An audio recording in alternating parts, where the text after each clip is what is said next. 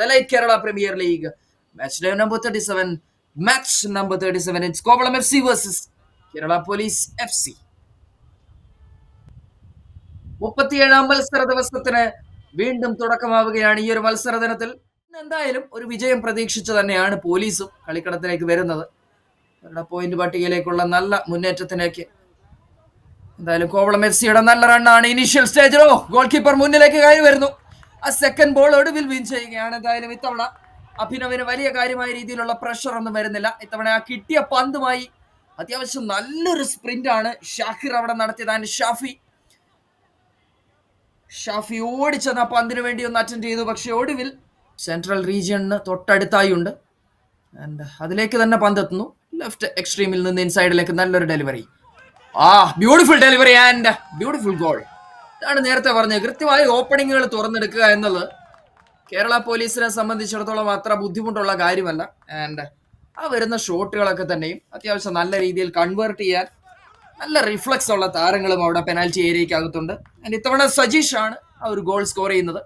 നമുക്ക് ആ ഒരു ഗോൾ വന്ന വഴിയൊന്ന് കാണുക. ഞാൻ പറഞ്ഞിരുന്നു ലെഫ്റ്റ് വിങ്ങിലേക്ക് ആ പന്ത് കൊടുക്കുന്നതുകൊണ്ടുള്ള ഗുണം. ലെഫ്റ്റ് വിങ്ങിലേക്ക് അവരത് കൊടുത്തു, അത് ഇൻസൈഡിലേക്ക് കട്ട് ചെയ്ത് കൃത്യമായി ആ പന്ത് വെച്ച് നീട്ടിയത് ബാബിളിലേക്കാണ്. ബാബിളിൽ നിന്ന് നല്ലൊരു ഷോട്ട്.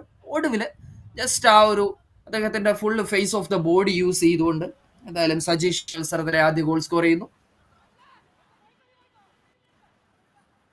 ബാബിൾ ഷബാസിൽ നിന്ന് ആ ഒരു ഉത്തരവാദിത്വം റൈറ്റ് വിങ്ങിലെ ആ ഒരു റെസ്പോൺസിബിലിറ്റി ഏറ്റെടുക്കുന്നത് ഇത്തവണ ബാബിളാണ്. ഒരു യെല്ലോ കാർഡ് ശിക്ഷ അവിടെ ഏറ്റുവാങ്ങുന്നു ബാബിളിനെ ഫൗൾ ചെയ്തതിന്.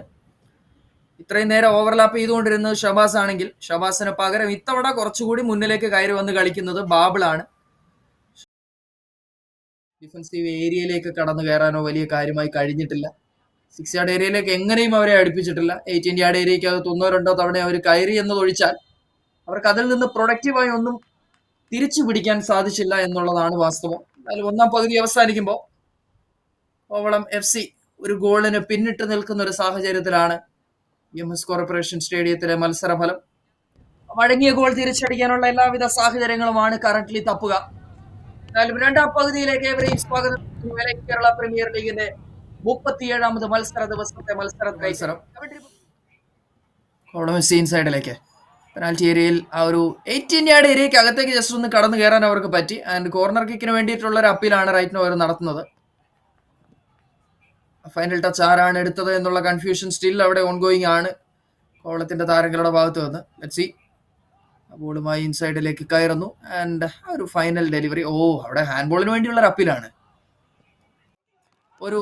മറ്റൊരു ബ്രേക്ക് ത്രൂ ഓപ്പർച്യൂണിറ്റി വീണ്ടും കിട്ടുന്നു. അവിടെ ഫൗൾ കമ്മിറ്റ് ചെയ്യുന്നു എന്നത് തന്നെയാണ് പറയുന്നത്.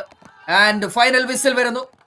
അവസാന വിസിൽ വരുമ്പോൾ, അന്തിമ വിസിൽ വരുമ്പോൾ കേരള പോലീസ് 1 കോവളം FC 0.